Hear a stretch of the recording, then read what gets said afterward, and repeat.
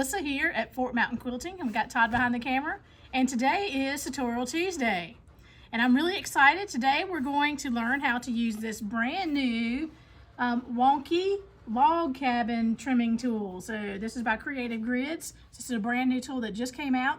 And what you will create is this awesome quilt that you have here behind me. So this quilt is using Kelly Ray Roberts jelly roll from Benartex, and also Corey Yoder's coriander seeds white on white. So it's 2.5 inch strips is what we use for this particular project. So the tools you'll need is a jelly roll, and again this one is Kelly Ray Roberts. I love her stuff. And then I also used a white on white jelly roll. Just makes it a lot easier because this tool requires 2.5 inch strips. So you can even use scrappy strips if you want to.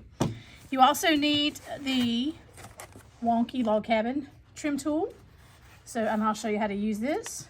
The pattern that I used is by Cut Loose Press, and this is Going My Way. And this is the pattern that I used. There are several different patterns that you could do with this particular template, but this is the one I chose. All right, so let's get started. So I'm going to lay out the first round. So first thing you're going to do, of course, is cut all your fabric out just like the pattern tells you to. And then this is just like a regular log cabin except for the way you trim it. So you always start off with your centerpiece. So on my quilt, I use this particular green. And then I like to go, you need to go clockwise. So it's backwards for you. So I'm going to lay my pieces out here and show you how they're going to get sewed on. And so what we're going to do now is I'm going to go to the sewing machine and I'm going to sew these pieces on, and then we'll come back and learn how to use the trim tool. So let's go to the sewing machine. So we're here at the sewing machine, and now we're going to start working on our doing our log cabin. All right, I recommend on this to do a lot of finger pressing instead of ironing. I didn't iron or press until the very end after I sewed all my rounds. So I'm going to start with my first round, and then I'm going to match the sides up. Sew 1/4 inch seam just like you normally would.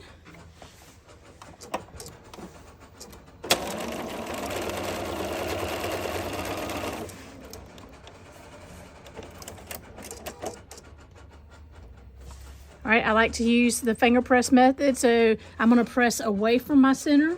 So I'm just going to finger press it because it saves a lot of time. And then I'm going to put my second piece on here, my second piece to my round. Okay, and I'm going to sew it.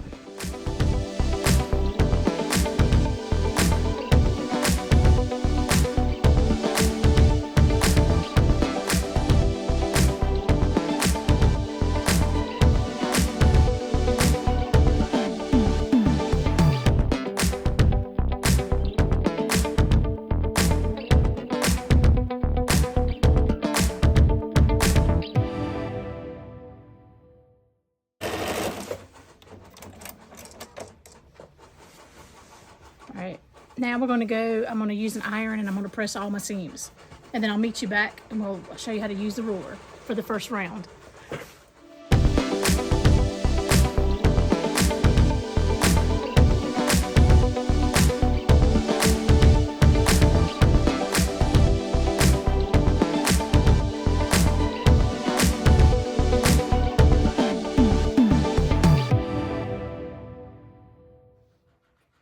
All right, we just finished our first round, so there are two different sections that you have to cut on here. You have to cut round 1 A1 and then round 1 B1. All right, A1 is going to be your whites. So what you want to do is your white needs to be in your upper right-hand corner, and then you're going to put the round 1 around that square there, and then I'm going to trim off my excess there. And don't ever trim towards your body. Oops. Okay, now what I'm going to do is I'm going to turn it around, and I need to get my B1 round 1. So it's round 1, B1. All right, and then I'm going to trim off my excess here. Excess. All right, here is my first piece that I got here for my first block. So that's round 1, Wonky, if you see that.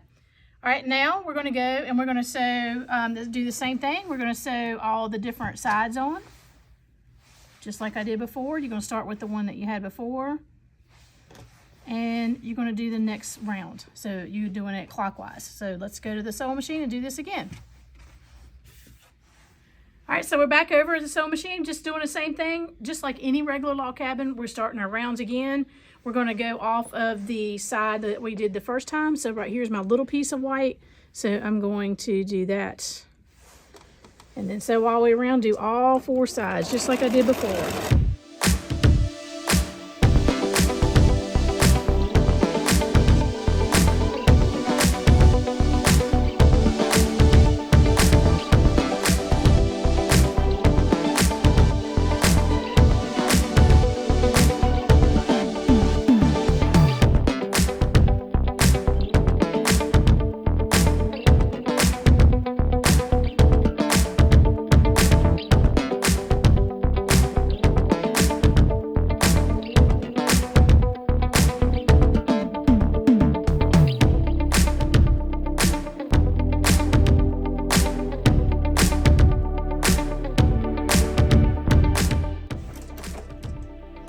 Off to the iron.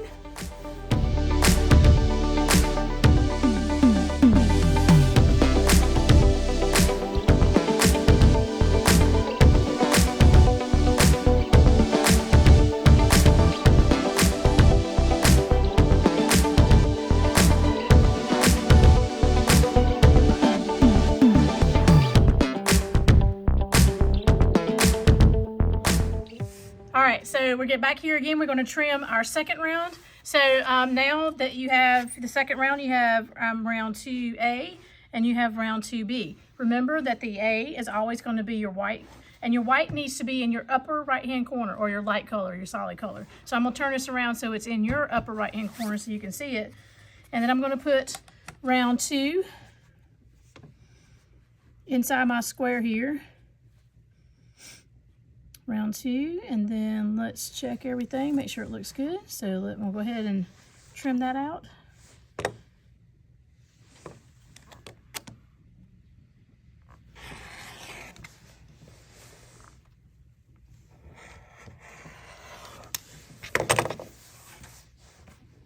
All right, I'm gonna flip it, and then I'm gonna do round 2B.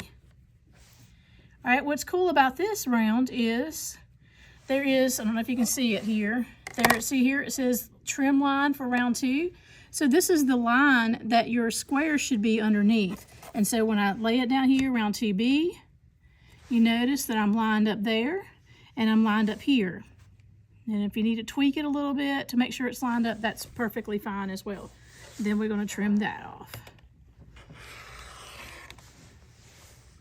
And I know I'm cutting kind of awkwardly. I'm doing it so that I can have the ruler turned your way. All right, now we got round 2 done. So now we're going to do round 3. Same scenario. You're going to start on the side that you started on. There, here, here, and there. So off to the sewing machine.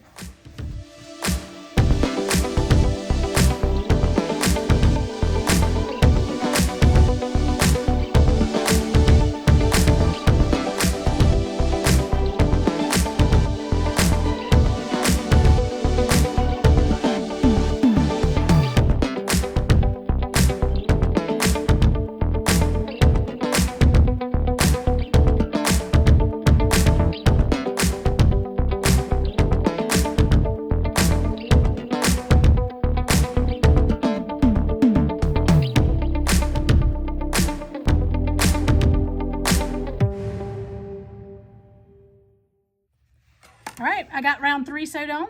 So now it's time to trim round 3. Now this time it's a little different, and I will tell you that it's a whole lot easier if you have a rotating mat with you. It makes it a lot easier to trim. So this time there is the center square for round 3. You don't have to move it or anything like that. However, your white is now in a different spot. If you notice here, this is the picture, and it shows you that you have your whites down here at the bottom. So I'm going to turn mine just like that. Whoops, just like that. That is the same as the picture. So in round 3, this is the only time that you would trim your whites there. You would normally trim your whites with them up here in the right hand corner. All right, so again, I'm going to line it up. And there's a couple of different lines that you can check on here to make sure that everything is pretty good.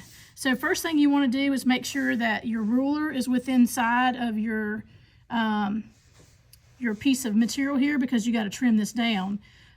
Your square may be off just a slight bit, because you know when we sew sometimes we have a little bit of a seam allowance difference, but there's also some other reference lines here that should match up to your seams that you already have in here. And there's nothing wrong with giving your material a little tug to make sure that it is where it's supposed to be, because sometimes it gets a little wonky, right? Because this is the wonky log cabin.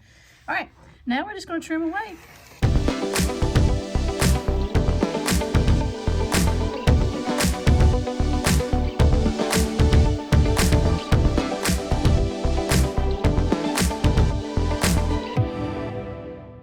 All right, what's really cool about this, I've got one block already done. So this is a super fast, quick project that you can do. You know, you can produce as many as you want to and play with the blocks, play with them a lot. So if you can see here, depending on which way that you turn your block, you know, it's going to give it a different look. So just play with the block placement on your design walls, and you know, you can come up with any different types of way of doing it. So in this particular one, this was called Going My Way. So hopefully you can see the arrow that is pointing. You know, you got 2 arrows in here. You can make this a little bit bigger by making more blocks. But as you can see, with having pre-cuts, 2.5-inch squares, I mean, this is super, super fast, super easy to do. So I hope you enjoyed our tutorial for today. So today, again, was the Wonky log cabin. So I hope you enjoyed. Here at Mtn Quilting, we believe in doing what makes our hearts happy. So long for now, and I will see you later.